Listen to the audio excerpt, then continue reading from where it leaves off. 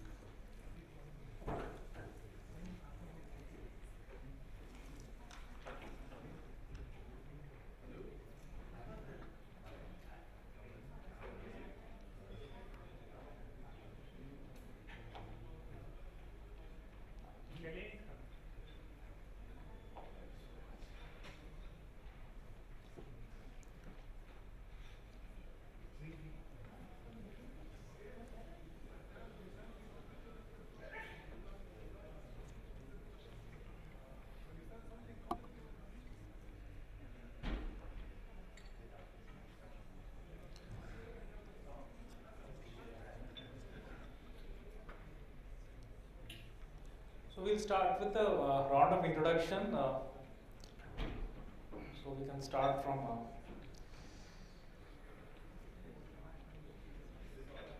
You just need to press it for some time. Yeah. Hi everyone. My name is Sameer Bagul. I head the Middle East business for Cleartrip. And so Cleartrip is one of the largest online travel company in the region, including Middle East and India. Yeah.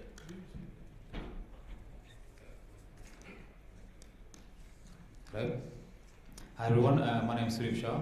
I'm the founder and CEO of Digital Things. We are a pure play user experience consultancy. So we help clients in the region understand different users here and how you can make an amazing experience for them. That's me. Hello, I noticed I'm the only woman here, so shout out to all the ladies in the area.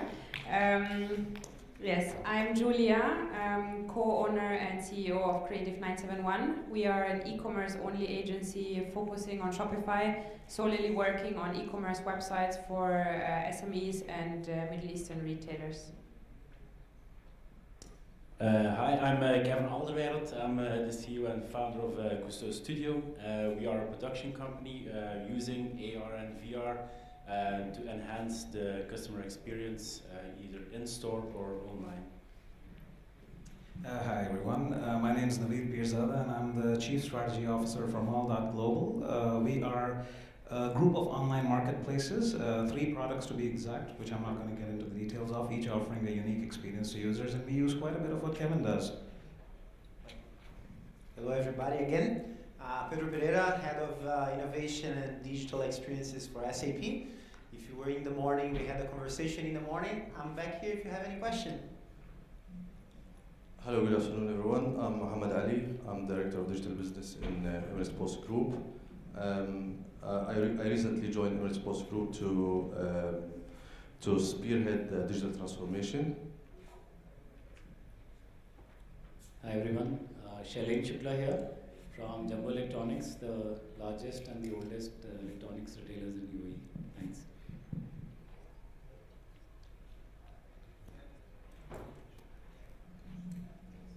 Okay, we'll start off with your views on how technology has really enhanced customer. First of all, how do you think customer experience has evolved over the years, and how you are leveraging technology to enhance? Is it actually helping, or is it more a cost kind of thing? I want your views on that. We'll start with you. Yeah, so I'll basically talk from the perspective of online travel and Cleartrip, which is so I think whatever we do or whatever we've been doing, right, it's largely basically focusing on what consumer really wants, right? And majority of the experience that is kind of emerging online is largely driven by how the consumer is behaving. And and we all know how mobile has basically shaped that process, right? If you look at just the internet penetration itself today, almost 3.5 billion to 4 billion customers have access to internet, right? I mean, the internet penetration is kind of probably now shrinking, or the share is shrinking, but what's happening is that the amount of time spent by the consumers is actually growing, right? From the regular 3 to 4 hours has grown to 6 hours, and majorly that's largely coming from mobile. So when that happens, basically, I think internally when we started looking at, we started really focusing on how to improve the customer experience, specifically on mobile, right? We were actually pleasantly surprised even 4-5 years ago that 60 to 70% of our searches used to happen on mobile. Today, that number in GCC, and specifically KSA is as high as 80%. 80 to 85% of our all searches happen on mobile. 55% of the tickets that are booked are happening on mobile. 75% of hotel bookings are on mobile, right? I was talking to Google team, just a couple of weeks ago. In Saudi Arabia specifically, right, Google searches are flat year on year, right? But at the same time, the internet is growing, e-commerce is growing, and that's largely happening on mobile, right? Which is a large chunk of kind of traffic more on mobile. So I think when that kind of shift happens, companies like us obviously take a note of that, and we start developing products and consumer experience specifically for that small space and small space of real estate, right? And if you look at, right, because of that, a lot of other things have kind of started really improving. One of the biggest pillar that has actually changed or rather changing that online behavior is payments, right? And we all know how payments have been very complex across geographies, across different countries, and but because payments were actually kind of broadly solved on mobile, today we don't even think like just taking our app out and paying our bills and everything, just using our Apple Pay or facial recognition, things like that. So I think companies like us are continuously evolving, understanding the consumer behavior, what people really want, and then continuously improving that user experience. Just to add to that, from my point of view, there's a lot of talk about customer experience, which is always very, very important. But what I believe in is that customer experience is not new, it's actually the customer. So they've changed, their behaviors have changed. They are a lot more impatient now. They've got different needs, different behaviors, different wants, right? And companies should be targeting how to create the best, most efficient user experience for people using technology. And if you think about it, it's so easy now to switch between apps. If you look at food delivery apps in this region, there's so many. If you look at transport apps, there's Uber, there's Careem. There's so many different choices that a customer has, and people will pick the one that offers the best experience. Barriers to entry are getting lower and lower and lower. There's platforms out there that can get you up and running with an e-commerce store very, very quickly. So customers have choice now, and combine that with impatience, customer experience becomes really, really critical. I completely agree. So from a perspective of an e-commerce solution provider, definitely I can say, looking at Saudi Arabia, I completely agree. We have a tremendous amount of online mobile users. So, and looking at in the room, probably how many of you have probably more than one digital device that you're carrying along with you? So it just explains the convenience, and as Sudipt said, the impatience got so large that you literally use whatever you have available. And mostly, let's be honest, you wake up in the morning, the first device you look at is probably your mobile phone, which is at the same time your alarm, or probably as well your health step counter, whatever you do. So you literally carry that device. That is very powerful. And looking at a customer experience, what we believe in, or what we see as well, looking at our customers and our experience in the market for more than 3 years now, is you actually have an experience when the customer feels good. So it's not about, okay, buy one, get one free, or all these, let's say, blunt offers as they're out in the market. You really have to provide an experience. You have to step up the game. It's not more anymore about the selling. It's more about what can you actually achieve. So looking, for example, at Nike in Dubai Mall is a super good example of an experience place. Rather have one centralized store that offers a large experience within that store, rather than scattered small pop-up stores. So that's the trend we're seeing at the moment. It's I have the same feeling. We have a lot of companies that are using technology just as a gimmick. You see a lot of failures in that part. A good example of is what consumers demand now is a seamless experience. They don't want to wait anymore. A good example of, from my perspective, then, from the use of augmented reality is Sephora. They did a seamless experience from an in-store experience of trying makeup without putting it on your face. You can also do it in home. So they also bring the in-store experience back to the homes of the consumers. And that's a huge step forward. But there are not that many good examples at the moment of retailers using technology in a good way. So you have also IKEA. You have the IKEA Place app, so you can see how your furniture looks like in your own home. That's good. That's a good step. But there's still a long way to go to have everything in seamless, not waiting experience anymore. Okay. So I believe the question was that is technology supporting the customer experience aspect, or is it like deterring it, and what impact does it have? Well, see, customer experience is about understanding the customer's needs. And if we talk about technology, it obviously allows us a much higher level of extracting that information at many touch points to exactly understand what exactly is it that the customer wants. Following that, the baseline experience needs to be that you have some check boxes, that you have taken care of all the needs, the baseline requirements. It doesn't matter how good your VR or AR or AI experience or whatever that you have as a bell or a whistle on your platform is, if your checkout process is a hurdle, if your search is not catering to the instinct of what customers are used to on different portals or different places.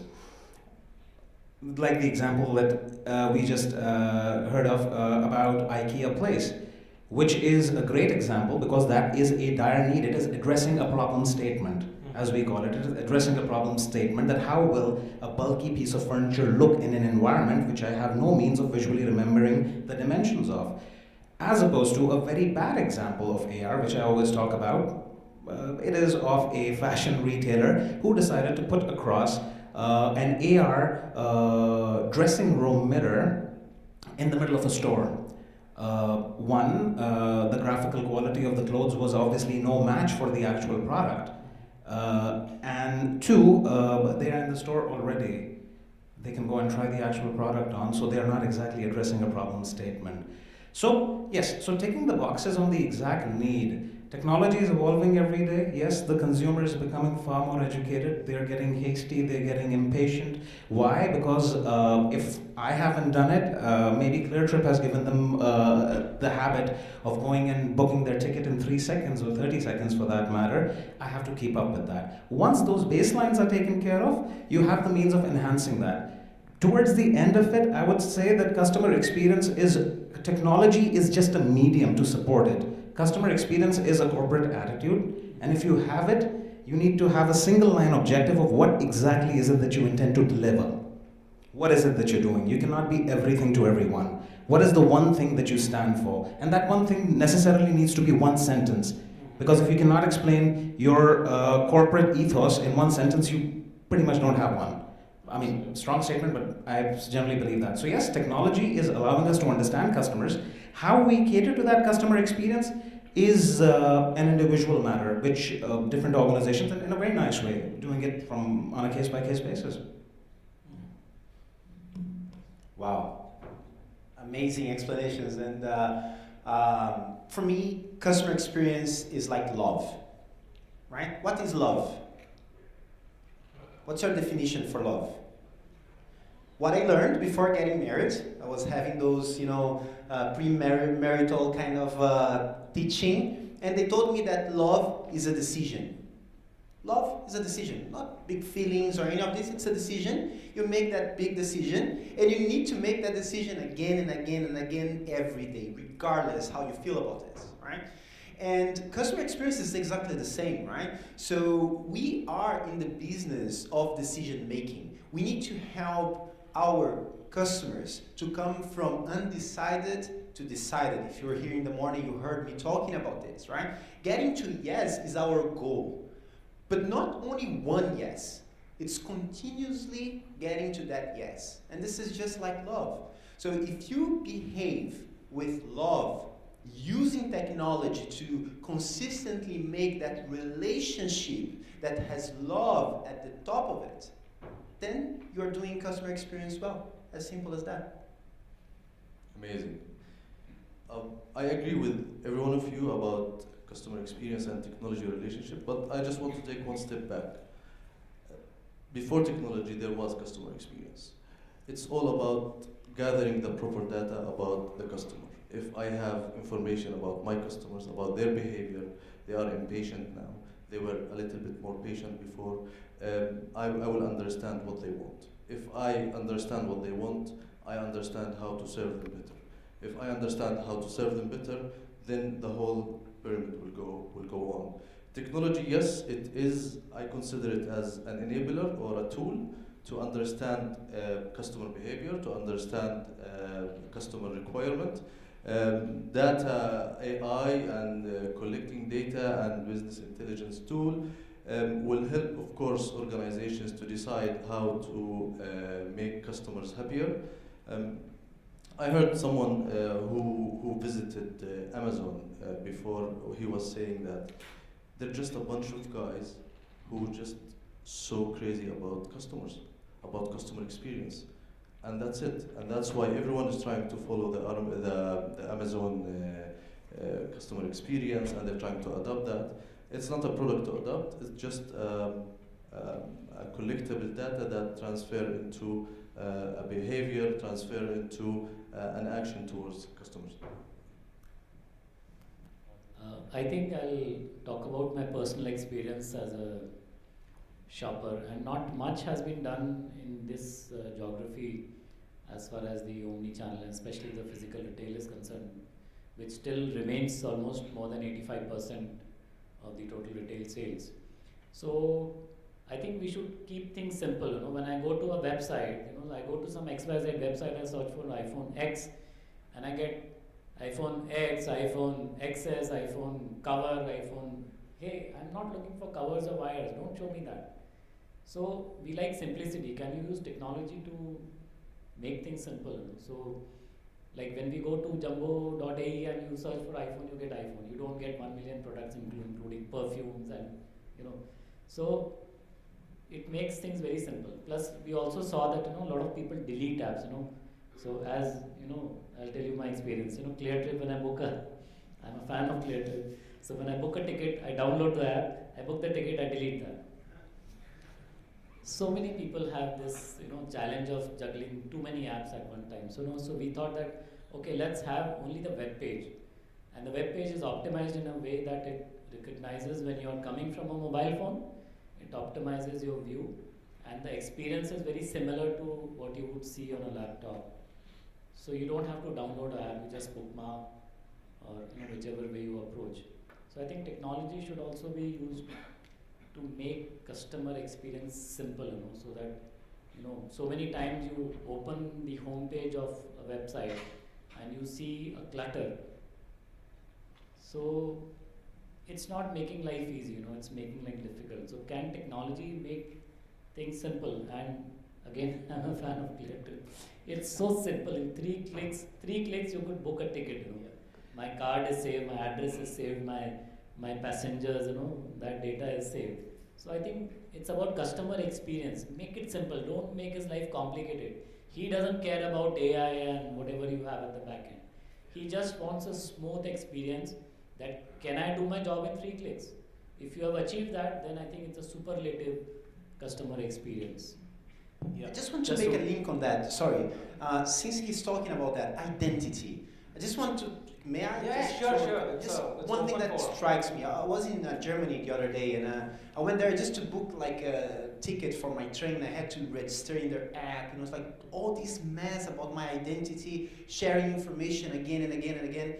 And we see like this 3rd generation of identity management, like with self-sovereign identity. Your identity is out there, you just share the piece of information that you need for that specific experience, and still we are sharing identity all over the place. So would that be much easier to have one identity management across all those services? Why we don't have it? I keep asking myself about that. Do you guys have any experience of that? Yeah, so I think to your question, basically, I think that's what some of those super apps are exactly doing, right? So when you talk about Facebook, Google, these are the super apps where they basically control the user experience, user information, right? And that's why it's probably it's easier actually use that identity everywhere. And in our travel ecosystem also, we keep talking about the users or travelers' identity, right? Which is every time you book a ticket, right, you basically get a PNR. Okay, I mean that's your identity only for that travel. But then, airlines and other travel companies don't recognize you as a person, right? I mean you're basically just one traveler. Okay, nobody even today really identifies you as a customer, right? What really you want, right? And that's what I think is changing over a period of time. Eventually, all of us will have that identity, and tomorrow, let's say if you fly, that identity will be used everywhere, right? So every airline, every hotel will know you from that identity. I think things are changing, and especially I think we are hearing with technologies like blockchain, right? Specifically, there are companies working towards getting that identity really solidified and made easier to use, basically, right? Because safety absolutely is one, and security is one of the largest concern around this. Right? We still do not want to share our identity everywhere, right? I mean, going to Germany, you wouldn't want to share your Google details over there, like third-party apps and websites. So yeah, I think there's a lot of work in progress. I think with the advanced technology that's available right now, I think that's happening, right? Because I think it's always a lot of us and a lot of companies know what to do, right? But the right tools are not always available at the right time, right? A lot of things happen over a period of time. I mean, somebody was talking about personalization. I mean, we've been talking about personalization for a long time in the e-commerce world and in online space. We knew exactly what needs to be done, right? I mean, Shailen is talking about again personalized experience. But for until now, until a couple of years ago, when machine learning really started becoming common technology to be used by companies, things were not happening. I mean, we wanted to really give that highly personalized experience to consumer, right? And why a consumer, let's say if I'm booking a ticket for a family with 2 kids, why do I have to see, let's say, non-baggage fare? Why do I always go for the LCC? Why can't I get a much more personalized result into the into the search results and the entire booking experience, right? And that's possible, and now will start happening possible because the technologies like machine learning, AI will help us do that, right? So it's all about what is the right time? I mean, we've launched products which were ahead of time and consumers were not even ready to pick it up. At the same time, the technology also was not really superior, right? But now after 5-6 years, we see that okay, there's an opportunity now to do what we have done 5 years earlier. So I think it's always the right time. Yeah, sure. I have one comment. I see competition and maturity. For the competition, if I know more about you, I will serve you better. That means I'll get you as a customer more than other competition. And the maturity of the systems that will allow to have a unified identity management system that serves everyone. It's a little bit too early for not for like the industry, about even different industries to adopt such a tool that serves everyone like with the same identity. And that's the point. So at our experience, we are giving people competitive advantage. What's the meaning of that? So they screw our experience in order to have a competitive advantage? Is that how we should design those applications in the first place? What do you think? Anybody from the audience, if you have a comment or view, you are more than happy to share it with them. I mean, yeah, especially when we're talking about an experience, once again, since we are talking specifically about customer experience and you shared yours, that it asked you like 99.2 questions before it gave you a train ticket. Now, this is where the entire cycle of understanding the behavior of individual customers at different touch points. What is the transaction that is being made? So for instance, if you go across and you're ordering a McDonald's meal of their touchscreen till and they ask you what your phone number is, that is a detriment. But in some scenarios, for instance, buying a train ticket or an airline ticket for that matter, which I believe, I mean, the central repository of identity is more of a regulatory issue than a technological issue. The technology has been around for more than 7 years, that we can have that central repository. Then it comes across, I'm so sorry, sir, since we are so many of us, I don't think anybody remembers anyone's name.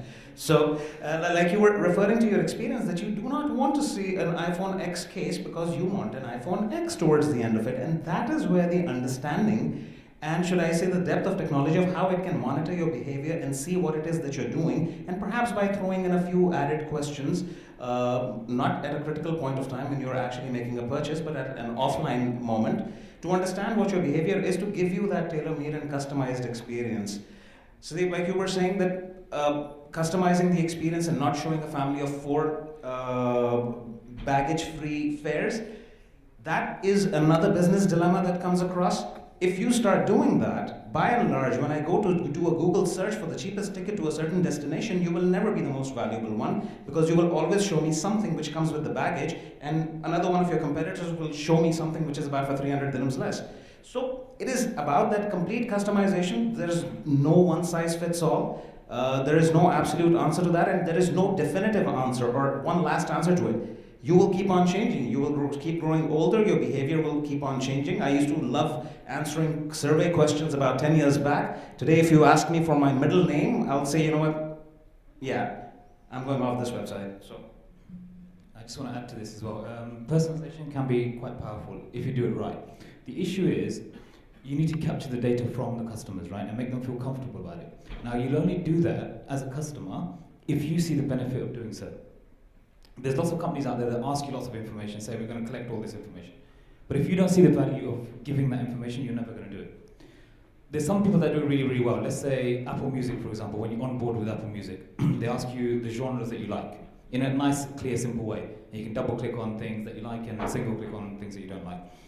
When I'm doing that process, I'm thinking, actually, Apple's going to recommend me some amazing music. If I give them this data, I'm willing to do so.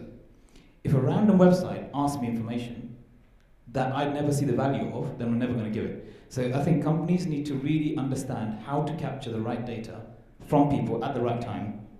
That's the kind of the key thing. And then you can personalize the experience. A lot of people talk about personalization, but it's very, very difficult to get right in an easy way. Both parties have to see the value, the client and the customer as well. And personally, I have a quick one to add for you, because I'm actually German, so I understand a bit why Germans ask so much.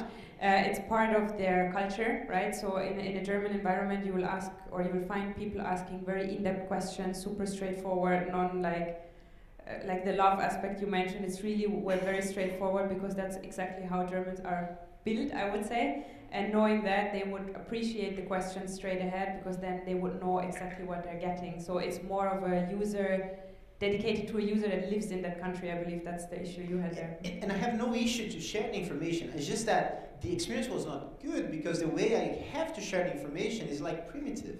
I have to go and put my name, my middle name, my last name, my email. It's like, you know, what if there was a decentralized network that nobody benefits from? Only me. I am the only owner of that set of information. And when I go there, or anywhere for that sake, I just share the piece of information that's required for me to have the service. And if they want to have more information about me, that's fine, as long as they bid for that information. If they want to know if I'm married, not married, if whatever information, give me a discount on my ticket, or maybe give me a free ride, or something like that. But I have control of over my data. And you use the example of Apple, right? So maybe Apple was a good example. So I trust Apple with my identity. So I have an iCloud and I share all the services from Apple.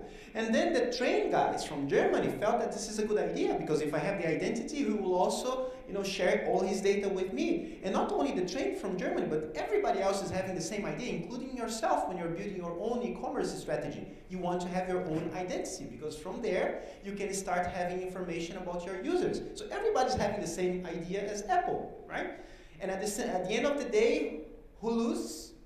Us, as users, right? So perhaps the future of e-commerce is actually identity, right? What if we solve the problem of identity? So we had Facebook talking here. So why Facebook needs to have all this information about us, and we cannot leverage that information for anything? What about Amazon? Amazing experiences, but they are the only ones who own that data. What about you guys as retailers having the same information? Maybe my inspiration came from you at your store, but then the data sits with Amazon? Is that fair? So that's my point. Maybe the future of e-commerce is a better identity. I mean, yeah. I mean, but in the example of Amazon coming from the other side of the marketplace, sharing that data, I think that is Amazon's competitive edge. I mean, how well they understand their customers and how well they cater to it is what keeps people coming back to Amazon and not perhaps to another competitor. So if that thing becomes a common knowledge and that thing becomes shared across everyone, then we will be living in a world of unbranded signboards and milk cartons which are just white or transparent for that matter. So I seriously would. That puts me and quite a few people out of a job, I guess. So no, so I think that is proprietary data, and that is what companies and organizations need to vie for. You need to build your business. Forget technology, like we discussed. I mean, again, from the Emirates Post point of view, that customer service, customer experience, it existed long before technology. Technology is just a medium. I mean, again, now you can do certain math existed before the calculators were around. So customer experience and the concept of it has existed from the very, very beginning. Technology has just allowed us to do it in a far more, should I say, fine-tuned and intrinsic and a low level, so we can get down into nitty-gritties and details of things. And the turnaround time of it is such that we are able to react to it in a very calculated and timely manner. Just to clarify one thing, you're saying that our data is a proprietary information from Amazon, like my data, my information? No, absolutely not. Amazon's method of extracting your data is its business. It has no right to share your data with anyone else according to global law. 2, it is not mandated to share your data with somebody else. So, as my business, when you come across to an outlet Mall.Global or Mall.Global, I want to have your data, use it to give you the best experience on my platform. I mean, again, I'm talking as a business. I'm sadly not in the business of philanthropy. So, as a business, I will give you the best possible experience when you come across to my platform. I have absolutely zero incentive to share it with any other competitor as a business. Absolutely. That's what I'm saying. So your data is yours. Sorry, just to rephrase that. Your data is yours. I mean, your name will remain yours, your date of birth is yours. I just happen to have it to serve you better. So in that case, Amazon can give me my data and I take that whole information they capture from me because it's mine, and I can give it, I know, who has an e-commerce in the room? Show of hands. Who runs an e-commerce in the room? you're doing here, guys?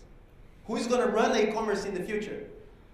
So can I take the entire data that is mine from Amazon and give to one of these guys running e-commerce so that they can run their e-commerce better with my data? Why Amazon is not letting me to do that?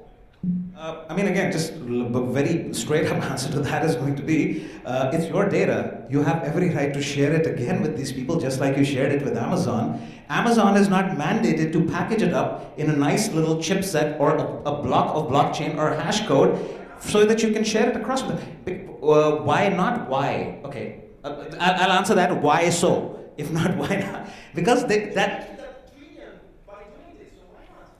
precisely, that's the point. Just adding one point here, perils of data sharing. Yes. Again, as an individual customer, one fine morning I get an email from, and I'm taking names, Zomato, saying that there's been a data breach. Now you have so much of technology. Another morning from Kareem, that there's been a data breach. Your credit card details have been stolen. You have so much of technology, leverage it. You can't do the basics right. One morning, at 4 a.m., I get a call from my bank saying that somebody has swiped your card 10 times on some website in US. Are you in US? I said, no, I'm sleeping in my bed in my home in Dubai. So they said, then we'll block the card and do the necessary. Then I went back to check. Now, while I appreciate that Zomato and Kareem were nice enough to tell me that there was a data breach, even they told after 3 months. But then I went back and checked, where did I use this card? Nowhere else, only Netflix. Can you believe it? Has anyone heard of any data breach at Netflix? No. I wrote to them. I said, my card, the only place where I've used this is Netflix. They denied. They said, no, nothing. They just flatly said that there's been no data breach. If it is there, we'll announce it, we'll public, we are responsible, we take measures, 2-page email and all that. But why are we not able to? So as a customer, my experience is so horrible. I deleted Zomato, I deleted Kareem. Netflix, I changed my card. I mean, okay, you can't live without it. So, I mean, as a customer, my experience is horrible. So despite having so much of technology with you, you are not able to do the basic things right. And I have news for us. GDPR actually requests everybody now to have data portability. So if I spend time in Amazon, right, shopping or doing whatever, and I'm pouring data from my computer, from my mobile device, or from whatever device that's coming up, right, that data is mine, and there is portability of data, right? And they have the obligation, according to GDPR and hopefully worldwide, that I can take that data and give to the next retailer that I think can treat me better. And we should actually talk more about this. Because, those monopolies are being created on top of our efforts. I don't see that fair. So coming back to the customer experience, you're talking about specifically, right? And I wanted to just add to that point, right? You said that customer experience actually has not changed. I mean, the whole ethos, right, of basically creating value for the customer, right? Only the technology has changed, which is exactly right. And I think if you look at specifically, even today, if you want to reach out to a player like Cleartrip or anybody, right? Still you have to call the call center, wait, whatever, right? Call a number. Even in 1980s and 1960s, we used to do that. There was an 800 number, used to book, call that 8,000 number, 800 number to book your hotel, right? To be in the queue. There's absolutely not change, right? Things have just become slightly maybe easier because people have invested in more, efficient telephony technologies, Salesforce, blah blah, and kind of made that experience easier. But the method is exactly the same, right? Over a period of time, now we see, some cool technologies like bots, for example, at least solving. And again, coming back to the mobile stuff that I talked about at the beginning, right? And because of these new technologies that are available, right, and devices that are available, we have some of these new, tools that are available. And bots basically helps us essentially improve that customer experience, which goes back to what you said in terms of that whole, today's customers really don't want to wait, right? So basically, so again, today's technologies such as bots helps us basically reduce that time. I mean, basic information is available. You go there, use that technology. And for example, at Cleartrip, we took a call a couple of months ago, or even almost a year ago, that we do not have email as a customer service channel, right? Because we just believe that email is actually bad customer experience. You know, in today's world, people don't want to write an email, wait for 24 hours to get a reply. Okay, it's all about instantaneous. I need that instantaneous gratification that is required to solve my problem. So there is obviously social media, and there's Twitter, there is there's WhatsApp, and then there are these chatbots, basically, which solves maybe 50% of all your queries, which there, right? Obviously, complex queries will take time as machine learning kind of takes its time to build that ecosystem.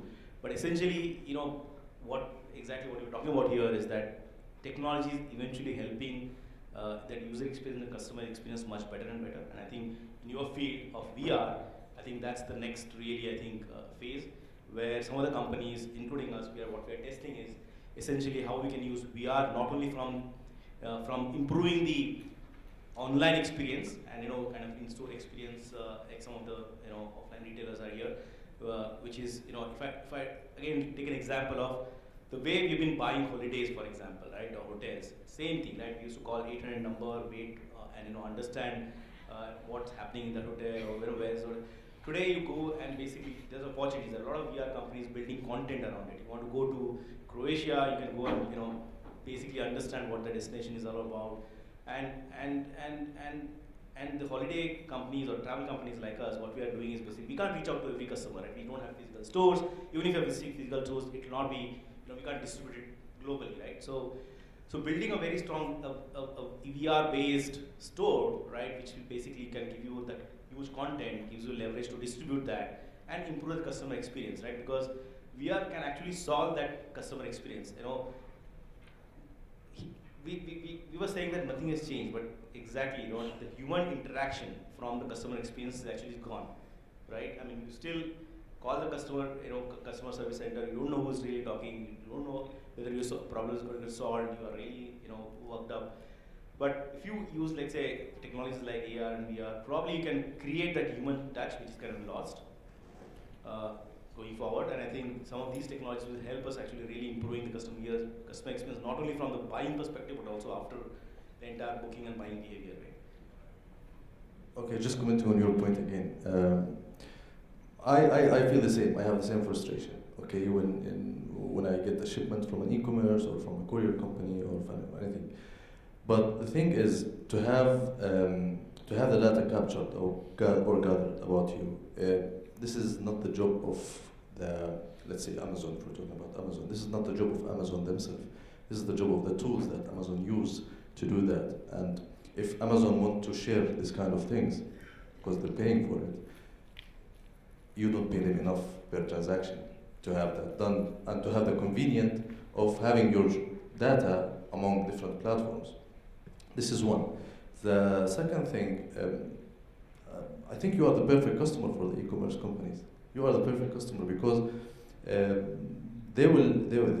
will cost them much less to have your information in a central place that they can use to ship for you or to treat you.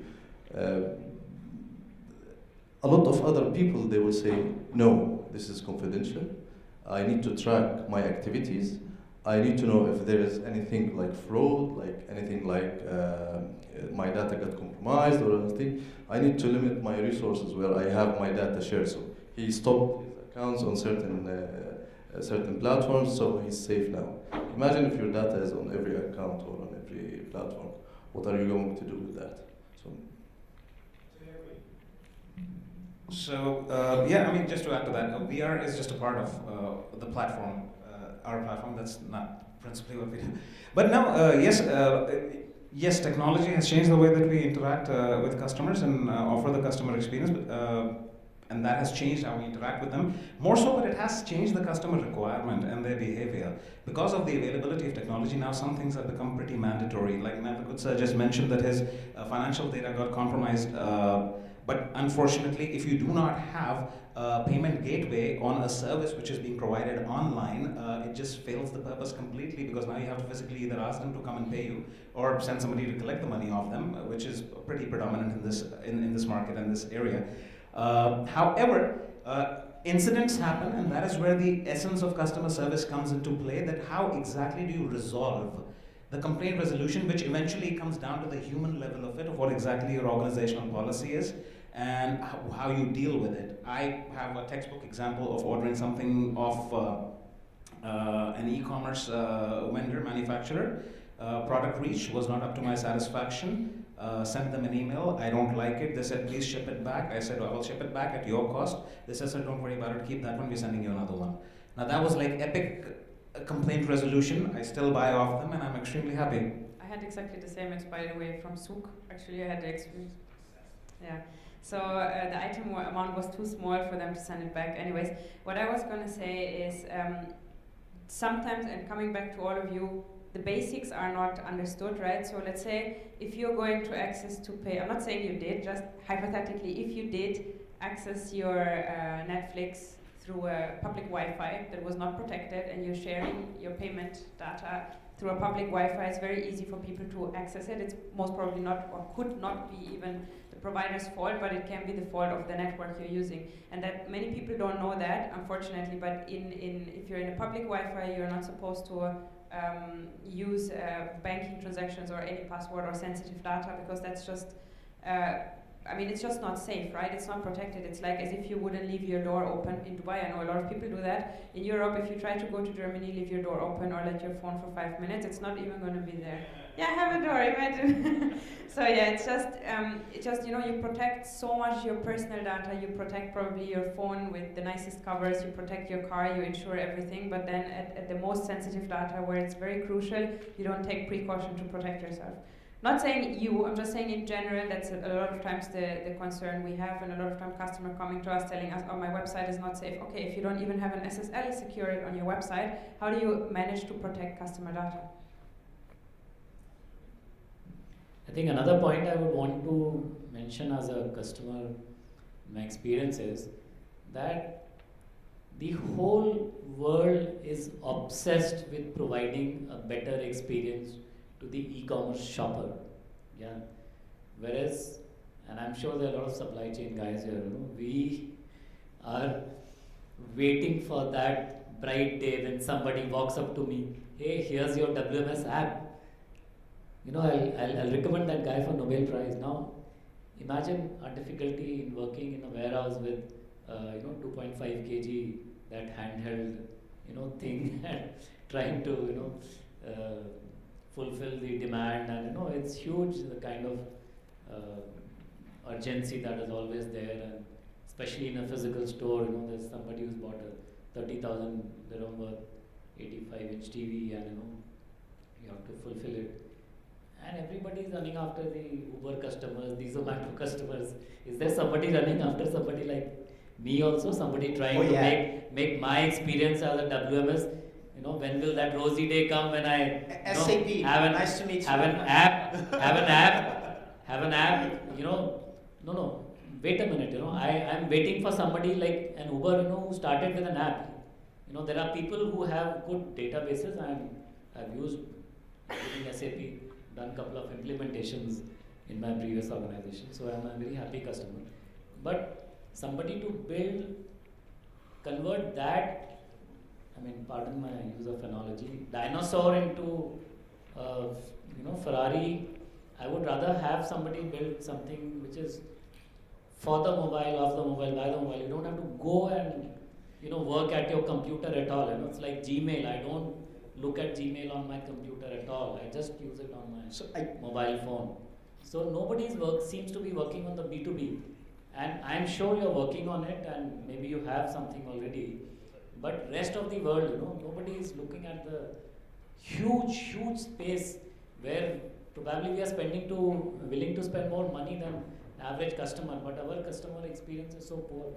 Just one case to illustrate how we are trying to modernize the whole aspect. So it's not about centralizing things anymore. For instance, in Europe, we have a luxury bags company, I cannot reveal the name, but they have a problem of last-minute delivery, right? So people love the experience on the website. They use customer experience from SAP. They are super happy. People buy it. But now people are telling them that they want delivery on the same day. So how they solve to that problem? Instead of them coming and implementing a completely new supply chain logistics delivery type of system, No, they just open up the customer experience interface to the Uber interface. So now instead of them building a logistics from scratch, they're just connecting to the Uber, not the Uber cars, but the Uber bikes, I forgot the name. And through an API, both systems work perfectly. People come and pick up and deliver, and that's it. So they managed to find a way to solve the problem in an ecosystem mindset, sharing information using APIs. So I think technology is not the problem. That's why I never talk about technology. I always talk about the challenge from an industry perspective for us to use the technology properly. Because even I work for a company that exists for 45 years, actually 47 this year, right? So tell me one technology company you know, or at least 5 technology companies you know that's still relevant after so many times. So it's a very big challenge. We go through different obstacles in the technology space, right? And the technology of today that is available for getting our customers to that level is completely available. I can tell you, and I can challenge you to go and do your due diligence. However, when I talk to the customers, they are not ready. They don't understand. They don't understand how to put all those Lego pieces together, right? Even though it's easier than ever before. So what you're referring to, I think for me, from a marketplace standpoint, I mean, logistics, warehouse management, for our partners' perspective, we're not in the business of logistics, is a very integral part of our customer service to our customers. The more efficient you are, the more efficient our service looks, and our promise gets fulfilled towards the end of it. But how many people realize that and work on it to, sir, I would say, from a technology standpoint, make our life easier? Absolutely. Sir, from my point of view, what I would say is that anyone who is in the business of marketplaces should, if they're not, they're in the wrong business, unfortunately, should recognize the essence of supply chain, warehouse management, and logistics. However, if, I'm just talking from my personal standpoint, whether do I consider it our personal business to be creating WMSs, supply chain management technology, that is not the core focus of what we do. However, on our platform, the entire premise and the idea is twofold. It is obviously improving and enhancing the customer experience, but at the same time, since we are a marketplace, we are not a direct-to-customer or should I say a proprietary brand online marketplace. We have several brands over there of all different sizes, scales, budgets, and capabilities. So our endeavor and what we do is enable each and every seller on our platform to have sort of a level playing field, to be able to perform up to that optimum level with the help of the tools that we have built for them, whether it is parsing or integrating their database of products, whether it is managing their supply chain and inventory and connecting if that is something that they wish to do, they're in a model where they're fulfilling their orders themselves, or whether they are integrating with our logistics partners, which again vary from scenario to scenario. So it is an integral part of it. I hope that there is some developer sitting out there who's working on some WMS which makes you happy. I think customers also, we should hear from them. Anybody from rather than just speaking. What are the aspirations?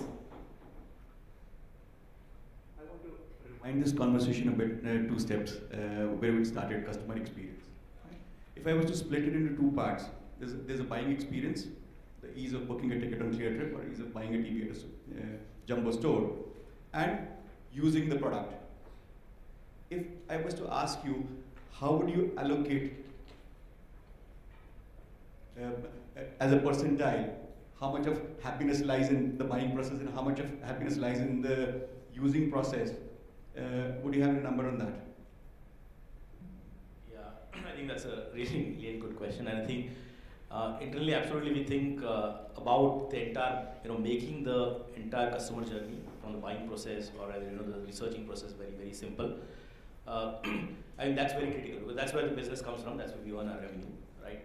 But at the same time, if the customers already, bought certain things from us, the post-buying experience, right, when the customer, because at the end of the day, let's say, not every customer comes back to us for asking help, right? only 10 to 15% of the customers, even less than sometimes 10% of the customers reach out to us for, let's say changing the ticket or whatever it is, right? Or, changing their hotel. So at that point of time, obviously, it is an extremely important responsibility for us as well to solve that problem, right? But yes, not always, because, again, I said, somebody talked about, the technologies are there. Are we really using the technology or leveraging those technologies to improve customer experience across the ecosystem? That's a question absolutely to ask. And from the percentage perspective, I think yes, majority of the percentage goes in, putting the entire consumer journey or booking process much more simpler and better, right? And lesser, obviously, the latter part.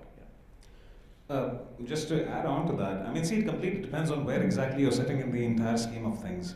From an online travel aggregator to a marketplace operator standpoint, what we can work on is ensuring a very flawless experience in the purchase cycle, which includes from the point of identifying what all is there, I mean, getting to know what all is there, identifying what it is that you need by comparing price, getting more insights about that product, just like Amazon does, 4.5 stars or 5 stars, reading reviews about it, and then making sure that the purchase cycle and the delivery is done right. Now, it is completely up to the customer. They can come across and buy something which is extremely high end, or something which is mid-market, or something which is entry level. Their user experience will depend on the product development and the quality of the brand, product, and everything associated, which unfortunately we cannot have control over.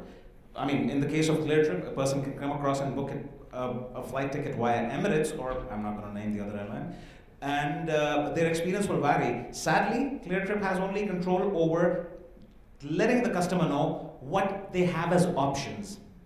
So that is what I was saying. Are we giving undue weightage? Sorry. Yeah, thank you so much. I will answer your question a little bit unorthodox, or in a different way. Regarding a percentage, I will give 100% for each. Okay, I will not compromise on any of these aspects, because acquiring a customer is very difficult, but losing the customer is even more difficult. Acquiring a customer by the pre-sale, by all of the customer experience, the customer journey, all of these things that I need to work on difficultly and precisely to make the customer happy, is one aspect that I have to accomplish 100%. But the after sale and keeping the customer trusting my product and getting back to buy more is a total integral story. Don't forget that some companies like HP and other companies sells you the printer for a very cheap price just to keep using their toners. This is one of the strategies or one of the ideas that they will keep you stuck to them in a way that they want to keep serving you for a certain time. Car dealers, they will give you a car for a certain price, a warranty, but the whole warranty will be voided if you do any service outside that. I don't know about now, but before that, this is how it used to be. So this is my... Sorry, can I just add one thing? I've got a slightly different take on this. There's two different types of businesses. One, that you can do the booking journey, but the fulfillment is somewhere else, right? Let's say Cleartrip, you're booking holidays or flights. Or Amazon, where you're buying something from a seller, right? So that focus is obviously going to be in the purchase journey. There's some companies that actually do the product. So let's say Emirates. I used to work for Emirates airline, and we own the whole thing, the booking journey and the actual flying on the plane. Or Uber, or whatever it is. If you do the whole end-to-end, right? I think personally it's the actual product as well that is really, really important than the booking journey. I'm not saying it's the right way to do this. All I'm saying is, if you enjoy the experience, let's say I enjoy flying on Emirates because of the boarding, the seat selection, whatever it may be, and the full journey. If the booking journey was not okay, I wouldn't mind it as much as if the booking journey was perfect and the actual service was rubbish. So that's my take on it. So the whole thing has to be end-to-end, but I think people using a product will come back to keep using it, and they'll be forgiving more to the purchase journey than they would to the other one. That's just my thought.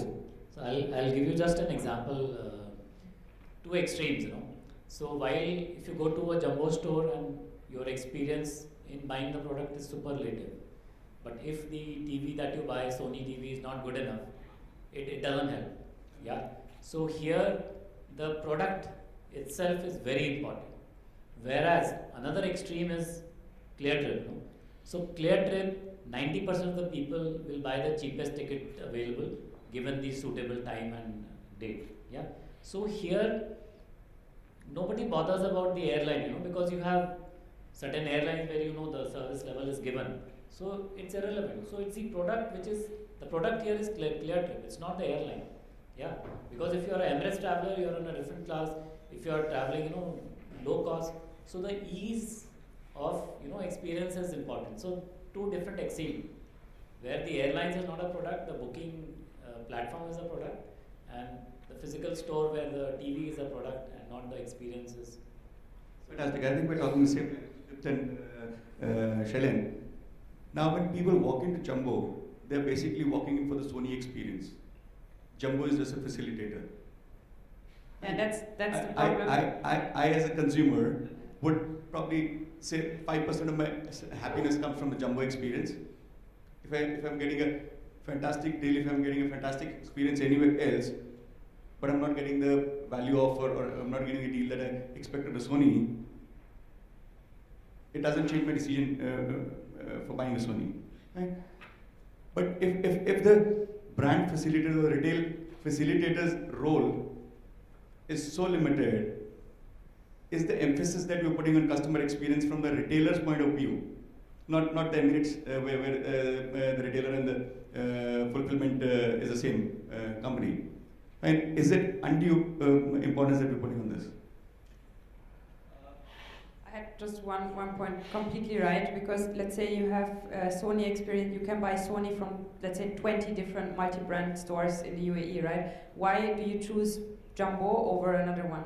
What makes you choose, let's say, Virgin Megastores over Jumbo, or vice versa? It's in the end, it comes down to probably the experience you had. You felt good about one, you had a good experience about one. But in the initial stage, I'll tell you one thing. I bought my very first iPhone when I came to Dubai. I bought it from Virgin Store. Why? Because I thought, wow, it's cool, it's different. I don't know it from Germany. I went in, I bought it. Until today, I buy from Virgin Store. But not because I haven't looked at Jumbo or I haven't been to EMEA or whatever. Me as a customer, I went there again because I was happy with the experience. So I probably know a person there, a sales rep that was probably nice. So I kept on being loyal to them by doing the right decision at the right moment. I could have had a horrible decision. Another one, I bought an Apple Watch. I had a very terrible experience in an Apple Watch. For example, a friend of mine in Virgin Store, she's never going to go back to Virgin Store. It's not about Apple or anything, but the multi-vendor becomes the carrier of the anger that I as a customer have. So that's probably what happens with you, why you choose this Jumbo or why you would choose Virgin Store. But is it going back to Virgin customer experience or a habit? I think it's a habit. I definitely think and it's a habit. Both could be different. Yeah, but that's a human trait, right? Because what you're buying is, you're buying an iPhone, you're buying an Apple, yeah. You're not buying Virgin. I'm buying. Sir, actually, I think experience is something which is a source of habit. So a habit can be that you're going to a store repeatedly, or you choose never to go to it again. And it is based upon certain instances, impulses, and experiences. And that is the customer experience. The lady had a good experience. She continues to go there. The other lady had a bad experience. She never went there again. Just to sum up, I believe, I hope I'm getting the question that you're asking. I mean, there's one thing that I repeatedly remind myself. I always say the customer is never yours. It's just your turn. So there are three parts to every business. There is the customer, which is never yours, like we say. It's just your turn. There is the product. In the case of marketplaces, we don't own the product. We don't manufacture the product. And then there is the process, which is something that we own. And this is something that we have to own and take an ownership of, and that is what our product is. So, the cost of retaining a customer is far lower than acquiring a new one, especially in the e-commerce space. We had a little chat. I believe you asked a question that it's cheaper to operate an offline store. Once again, I would defer to that as well. The cost of customer acquisition and retention beyond that is should I say, quite stark. So we can get into that at length later. The point is that there are online marketplaces and there are stores and who have vendor arrangements whereby the return policy the complaint resolution policy, and how what your experience is dealt with is the responsibility of the platform. So if there is a platform that says that, oh, by the way, you bought a television, oh, you didn't like it, sorry, but that Sony made that, so we're not exactly involved in the process, why don't you go and call Sony?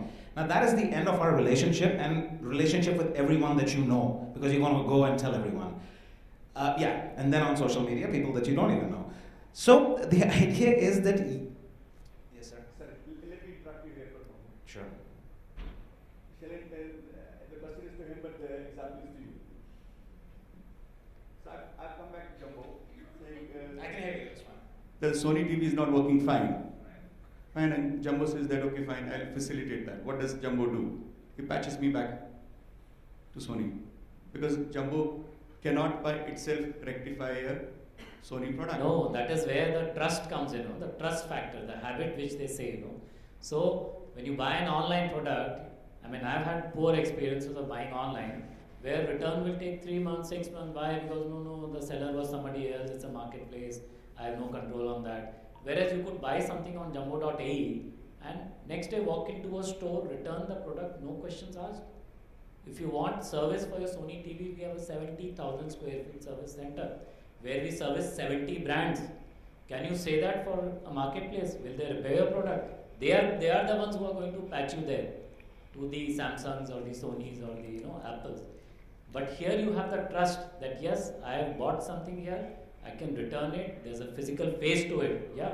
If you go to some offices, the guard will not let you in. I am talking of that big building there, at the end of the bike. Guard will not let you go. You say I have a product, I am struggling, but yes, if you go to Twitter, you abuse them, maybe something will happen. So it's not so easy, life is not so easy. While we all have superlative experience while buying, return experience could be horrible. Can I also say just the value of customer experience in this situation, I feel it's like an elastic band, right? Now what I believe in is good customer experience is not giving a bad customer experience, that's it. Yeah. So people spread bad customer experiences across, by word of mouth. If you have an okay experience, it's okay. Some people, let's say, are very price sensitive, so they just want the cheapest product. And as long as the person I'm buying it from fulfills an okay experience, I'm okay with that because that's important to me. Okay, I'm not looking for the premium experience. I just want the cheapest product. But it gets to a stage, that elastic band, what I talk about with customer experience, you can stretch it and you can have a bad experience and they're okay with it because something else is more important. It might be returns, it could be price, it could be product range. They can say, in this store, I know I have a massive product range, I'll finish everything I need in one go, in one shopping trip, and that's important to me. So, how much value do you give to the customer experience of that facilitator? Right? It's the elastic band. If you stretch it and you give a bad experience, it's fine, it's okay. At a certain point, they'll say, I don't mind paying a bit more in this other store because I'll have a little bit better experience in that. But each individual has a different elasticity of customer experience, and that's what we need to figure out from your customers. Yeah, in the same context, yeah. Her example is a very clear one about Virgin Megastore. She doesn't care about the price. Her friend doesn't care obviously about the price, but they went and they have two opposite experiences in the same shop. So maybe her friend was in a bad mood, maybe she was in a very happy mood, she overcome some issues. It doesn't matter. It's about the actual experience. There is definitely, the way I see it, there is no best practice in customer experience, but it's just the human touch where you will just try to solve the problem as much as you can, where you can eliminate it by reaching I'll say the break even or a little bit more profitable, but at least making the customer return to you. So it's about a lot of factors. Some of it is like customer behavior himself. Some of it is how much is, like my friend here said, Sandeep, the customer can go as an elastic band to reach where, okay, it snaps, I cannot deal with this vendor anymore, I have to go to someone else. I guess, just one liner, the best practice in customer service, which I guess all of us can in some way or the other agree on, I would say there is. It's resolution before discussion. If we understand the importance, once again, I'm going to roll back the conversation towards technology and how it's impacting customer experience. So within the technological space, whether you are booking logistics, an airline ticket, buying a pair of shoes, or an iPhone for that matter, if you understand the value of retaining a customer, the best practice is resolution of the complaint before getting into the nitty-gritties of what exactly happened. Yeah, I completely agree because has that is worth $8 billion, a new category that they call experience management. Basically, the story is that they have the ability to ingest experience data, right? And by experience data, it's the right question at the right time to the right person, so they don't miss any opportunity. The engine of that platform don't miss any opportunity to find a way to collect that experience data, that feedback, that mood, that moment, that micro moment that helps us to understand the why of the situation. And then what they do, they combine that with operational data. And as you can imagine, that was one of the reasons SAP acquired, because we have a lot of operational data. But operational data without the experience data, right, creates a gap, which is a gap that we just described here. So $8 billion to address your question. How we can get more information and understanding about experiences, and in real time, be able to combine that with operational data so we can adapt, we can react in real time to the situation. So that when your friend that had a situation there, she would be treated differently than you that had a completely different situation. For airlines, what if the flight coming from China that needs a completely different treatment from a flight going to, I don't know, Portugal? People would behave differently in different situations. So I guess there is a new wave of experience coming just in front of us. And yeah, I'm kind of glad that my company is helping shape this. They invested $8 billion, so there must be something in there. My feeling is that there's lots of data now out there, and people are collecting lots and lots of data. People just don't know how to use it and harness it in an effective way. So when you're getting targeted for, let's say, cheap jackets, right? That's not exactly what you want. But companies can be smart in kind of using machine learning or AI to actually put algorithms in to give you much better recommendations. Let's say the company knows I've got kids, okay, and it's summer. Oh, sorry, it's a nice weather, it's a winter here in Dubai, you know, and they give me, I don't know, examples of jumping castles or bouncy castles, right? That's okay. I'm thinking, okay, this is inspiring me. I want to get this because it's very tailored towards me. It's not because I searched for that before.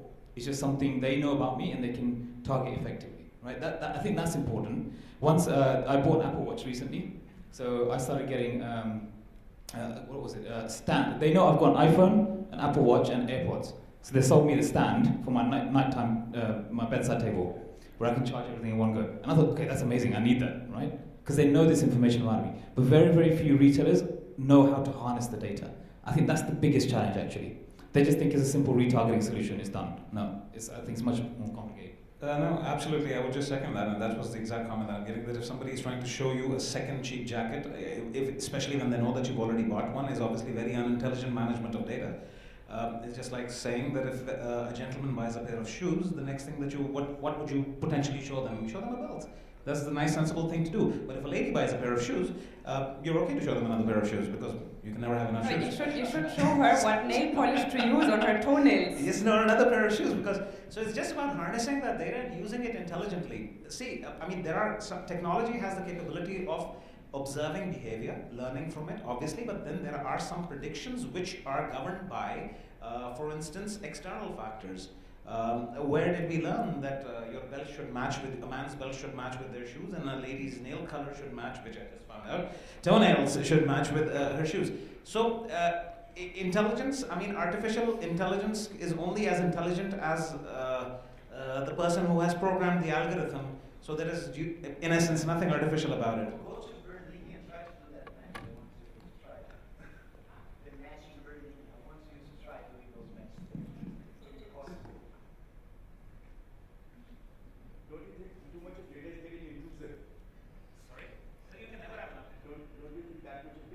Is getting intrusive. Intrusive to what? Sorry. There's a recommendation coming everywhere. I'll give you an example. I've got two teenage boys. travel out somewhere, go to a new city, and you ask them in the evening, what do you fancy eating? So one will say, oh, let me check recommendations. No, Fine. sir, there is one very interesting and very scary statement that I read on the internet, like this was about a couple of years back, where it said that if you are not the buyer, you are essentially the product. So with the advent of all these fine services which take billions and billions of dollars to put together, whether you're using an Instagram or a Facebook or a Twitter or anything across that, the cost of that is you sharing your data across with it. Unfortunately, I'm not saying that it's right ethically, legally, or any other standpoint. For those organizations, by the end of it, Facebook as an organization there is no category of a business being a social media, whatever. They are a publisher. Their legal license is the license of a publisher. So by aggregating that data, giving you that platform to share your fine moments and liking your neighbor's dog, their picture at least, is that yes, they're going to push across advertisements to you. I'm so sorry, but I think it's enough. Enough. I mean, that was the rule when there was no regulation, there was no understanding the power of those platforms. Now we understand the power of those platforms.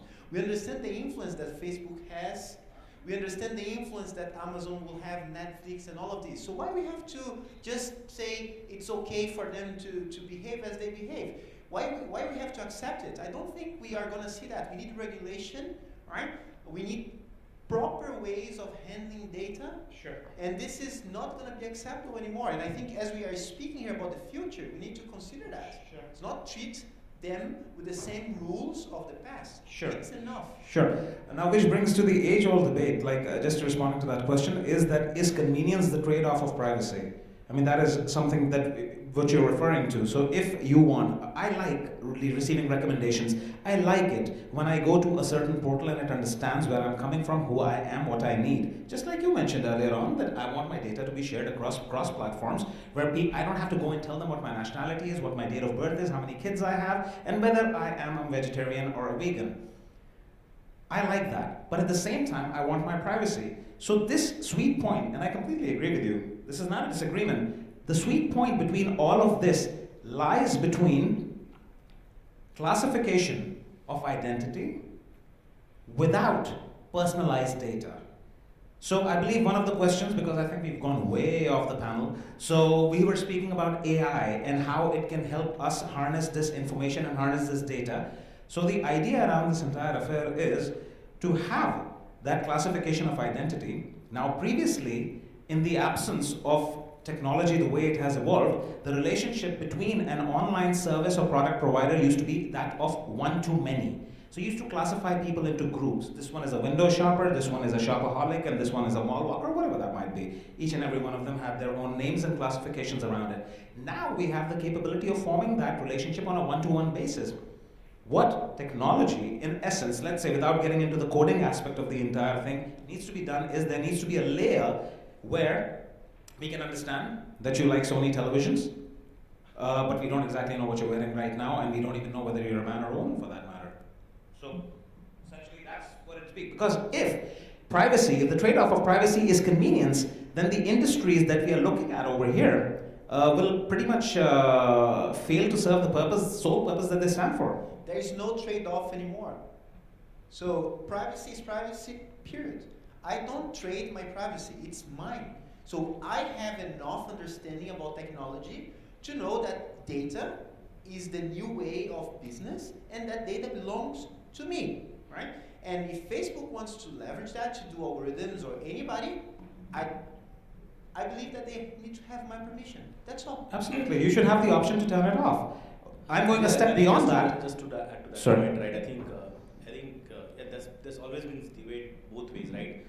And I think today's ecosystem, right? And we talk about the consumers, right? And look at our customers as well, especially millennials and the younger generation, actually don't mind sharing their data. They need a lot better experience by sharing the data. They are okay with sharing data. I mean, that's what it is. It's a personal thing. My kids are totally okay sharing their data because they want really personalized things. I mean, I just think of an example. The other day we just ordered some toys on Souk, and we were waiting for the delivery to come, and they kept bothering me. Check the app. Where is my delivery, right? And now the current experience is that you get an SMS. Okay, it's been shipped. Beyond that, there's nothing. They said, why can't the app show me where is the truck right now moving around, right? When it's reaching, what's my arrival time, right? Eventually, yeah, I mean, that's how it is. I mean, it's all about what the customers really need, and today's customers are okay sharing the data. Sorry to ask you a So if question. you don't like sharing data, don't share. You will How not old get are your that kids? experience, right? I mean, Sorry to ask the question, but how old are your kids? 9-year-olds. 9-year-olds. Do they understand the consequence of the decisions they have? Probably not many, right? Because they don't have I'm talking the about vision. I'm talking about millennials and the generation that today No, is there. I'm with you. Right. I'm just saying, we need to look beyond millennials on this topic to say they don't understand the consequence. If they like sharing data, that's fine. But by sharing data inconsequently, they're giving power to those big platforms to manipulate all of us, and they are not doing a good job. I think they are So I not doing a think good job. whether Let's they're know doing a it. good job or not, obviously that's the the lack of technology or awareness and other business decisions that follow, right? That eventually I think all of these things will get over a period of time far more attuned to the requirement of the customer. But essentially, it's basically today's consumers are okay sharing certain kind of data to get either superior service or experience, by doing that, and obviously it's a process of basically learning, right, for everybody in terms of understanding the impact. I think that process I think everybody has to go through. I think she had a point. I have a question. Sorry, I'm just conscious that there's only 10 minutes left, and I wanted to get some relevant examples from the panelists. What I think would be interesting to talk about is the good, the bad, and the ugly. So, who is doing amazing customer experience? And that could be from a surf shop, online surf shop in Australia selling rashies, or it could be Amazon who's selling nail polish for your toenails. Who is doing it bad, and what can we learn from them, and what can we learn from the people who are doing exceptional customer experience? Anyone? Nobody? Okay, so I will start. Lady to the lady. Yeah, so definitely the best customer experience that I can probably say, it's probably Emirates, because I had actually an experience yesterday, so it's just a recent one. I booked a ticket online. I had to change the dates again just right after I bought the ticket, so I thought, I'm not going to call them because I know it ends up in the lovely Emirates music that I'm getting a bit tired to listen to. So I thought, okay, let me look for other options. I opened my app, I had my number there, my booking number. In a matter of a second, I was able to change the date, and I got actually a cheaper price than I was communicated on the phone. So which was the experience. Within minutes, I was able to change the flight, which was absolutely perfect. It didn't give me a rash or anything. It was just straightforward. And that's just the very good or the perfect way. But I think what Emirates is doing, they're using their data. So whatever you share or whatever data I share within the application, they know all the destinations I travel to and where I'm traveling and when, and sending me, okay, here you get your email, you've been selected for an upgrade. I'm not special than anyone else. I know probably everyone else got the email, but the way they make you feel in that sense, and again, coming down to what I said, it's the way I feel as a customer, which keeps me bouncing back to that customer loyalty that I have with Emirates. Just on a side note. One of my favorites is ASOS. I don't know if anyone uses ASOS for fashion. They do small things very, very well. So when I'm there, they've got so much data behind me now. They know what I return. So when I go in to buy something new, and I'm choosing a small t-shirt size, they would say, actually, we think a medium would fit you. Because it knows that data. It knows that actually you've ordered this kind of thing before, you've returned it. So very subtly they've said, we think a medium would be best fit. I don't know if you've seen that before. It's absolutely amazing. And they know that people browse a lot of products they browse a big product range. So they make filtering amazingly easy. They put it all on the top. You can actually filter exactly what you want and not go through a million SKUs, for example. So the way they do these small things, I think it just makes an amazing user experience for me. That's mine. I have a funny one. Whoever done visa for your maids? Do you know if you have a maid or something? They changed completely the law here. And now they have, centralized kind of centers to do that. And you know how they do that now? Everything over WhatsApp. You send them a WhatsApp, there is a bot that directs you to the person replies to you and get all the service done, 100%, the visa, the process, the pickup, the drop off of the maid, everything done over WhatsApp. I have a friend of mine, he's a group CFO of one of the big companies here in the country, and he was struggling because he moved from Dubai to Abu Dhabi and the visa expired of the maid and all of this. He was like going crazy, right? I told him about the service. It worked for me, and he went there. He just sorted out in hours using WhatsApp. So I think we think of all those big names, and there are new people doing good stuff out there. Okay, mine will be even more funny. It's Disneyland.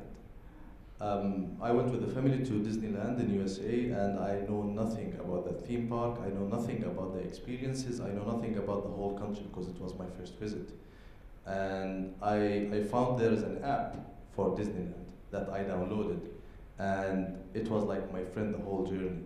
I even could book some attractions. I even could know where to eat, what to review, and I found lots of reviews about lots of things.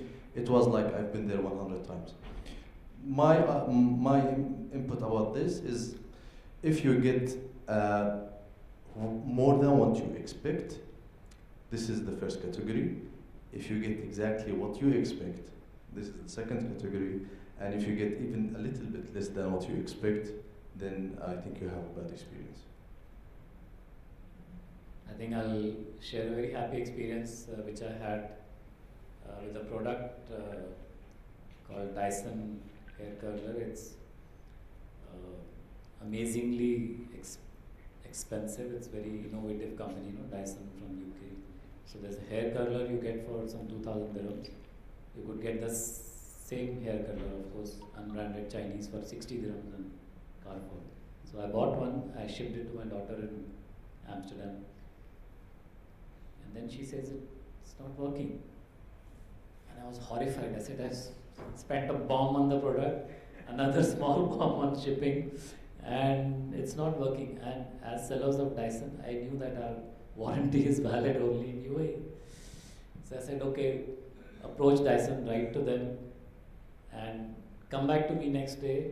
If it doesn't work, you ship it back to me, and I'll bear the shipping cost. I have to keep my daughter happy, and I'll, replace it freely and give it to you. And next day, I forgot, and then I asked her. I said, "Hey, what happened?" She said, "A fresh piece is on its way." I said, "How is that even possible?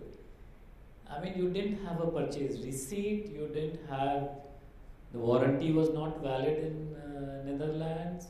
How did it happen?" She just wrote an email to the customer service saying that, attaching a picture of the label, serial number and all that, and she said, "I bought this, opened the pack, not working." Some conversation happened, and a fresh product was on its way before she returned this. So imagine the kind of trust it evokes in that organization. That look, this is the company which is blindly trusting the customer, and then later on they sent a label separately saying that, okay, now you can ship it back through FedEx or UPS. So, I mean, these kind of experiences are really amazing. For me, it's from, I live in Antwerp in Belgium. For me, I love cycling. You can't see it in my body, but I love cycling. I cycle quite a lot, and my local cycle store, he follows me on Runkeeper, so I track all my races when I do. The races, I go cycling, not racing. And after 4 months, I got a WhatsApp from him. He found my number on Runkeeper. Message on Runkeeper that I should change my tires because I drove so much that my tires probably would be in a bad shape. So he said, just come by and I change your tires. And I did that. Checked my chain and my I don't know how you say it, the sprocket and all these kind of things. Yeah. Okay. So yeah, it's not a big brand, but it's a local cycle store, and it works perfectly, and I really love it. And a horrible experience. I hate Aeroflots. I never fly again with Aeroflots. Yeah, I never fly ever again with Aeroflots. Why and what can we learn Why? from that experience? First, try book a ticket with Aeroflots. It sucks. I didn't receive my ticket in my email. I tried calling Aeroflot, didn't work out. Suddenly, after 4 days, I received an email with a ticket. I tried calling them and saying, okay. You should have booked on Cleartrip. What? You should have booked on Cleartrip. Yeah. I don't know Cleartrip. then I booked, I took the flight with Aeroflot. I was in Moscow, didn't find the next gate. It was a very horrible experience in the airport. I was on my plane, arrived in Dubai. They didn't have my baggage because I lost it in Moscow. Was this your recent trip here? Yeah, same, it's always. Sorry to jump in, I had exactly the same. I had my connection flight was too short, my luggage was left in Moscow for 2 days while I was already in Dubai. Exactly the same. The done traveling back from Dubai back to Belgium over Moscow. I arrived in the XB, the big airport. I thought there was only one airport in Dubai back then, and I didn't saw my flight on the schedule. So I asked. No, I had the situation as I was waiting for the passport control, and it was completely full. I was nowhere able to get my connection flight within just 45 minutes from the time I was reaching through the security with my passport. Nobody was able to help me. The staff on the ground, they were thinking I'm Russian. They kept on talking Russian to me, which I couldn't help. And in the end, I had one German guy who was understanding what's happening. I just threw my passport to him. He got the stamp and threw the passport back to me. I was throwing my passport in Russia, which I think it's nowhere else in the world you would do that. But in that moment, he was my angel. He was my helper to get on that damn plane. And since then, I said no. Aeroflot, no, thank you. Yeah. But just to add a statistics to that, worldwide more than 1% of the baggages are lost. And I had experience with British Airways. I landed from London. The moment I switched on my phone, they say your baggage has been left back for whatever reason. At least they told you. And so, yeah. So I think that would be. I would say that is like an excellent example of customer service. See, leaving the baggage behind is a human error. The fact that they informed you, it's a full point mark. Customer experience, I think personally for me, my remark on that would be that, and this is something that I strongly believe in as an organization, we believe that it's the best customer experience is one which is not linear. It's not one size fits all. So we cannot say that has the best, those people have the best. The best customer experience is where they have the flexibility to cater to whatever needs to be done at that point in time, which is done through processes and enabled through technology to make it even more flawless and easier for a customer to request and for the organization to comply. For me, since we're talking about technology, I'm going to stick to that. For me, Booking.com, I would say, is my best experience. And why? Simplicity. Simplicity. They do one thing and they do it right. They're mandated to do one thing only and they do it down to perfection. Now getting down to the non-linear part of it, and this is not just isolated to Booking.com. The experience part of it is that I'm not saying it's guaranteed, but if there are some people who have the Booking.com app on their phone over here right now, if you try and search for the exact same property, there is a chance that you might see a difference in price in some ranges depending upon your grade and level of being a customer. You will see a difference in the color of the Book Now button because they know that is the color that you respond to in a slightly better way, which often online folk do as A/B testing. They do it as a practice by identifying what you like. So that would be one of my examples of good experience. Thank you. Thank you for everyone for listening, and thank you for everyone, guys, and thank you for Cleartrip. So I think we are just running out of time. So I was going to basically just a few seconds. I'm going to actually talk about Booking.com itself and a specific feature in there, which really is amazing. I think, and it's largely uses personalization as well, right? So this was when I was booking a trip to Iceland this last summer, and when you go to Iceland, generally you hop from places to places. It was kind of you kind of stay in 6-7 places, and so I booked my first hotel on Booking.com in Reykjavik, and as I completed the booking, automatically it showed me the entire kind of itinerary that I was planning. Actually, I already planned, right? And basically earlier it was all broken, and I was looking at properties on Airbnb, hotels.com, Booking.com, and suddenly when I see that this is the exact itinerary I was following, right, at the time of the first booking, and I said, wow, this is exactly what I'm looking for. Highly personalized. They know exactly this is the destination I want to go to, broadly, because that's how the consumer behavior is. And then in